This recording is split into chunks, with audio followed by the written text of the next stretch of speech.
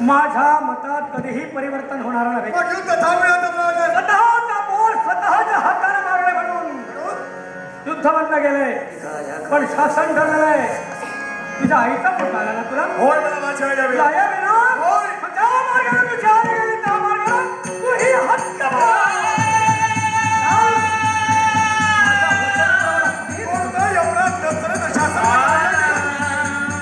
शासन मला जिथं माझी आई राहिलेली नाही तिथे मलाही राहण्याचा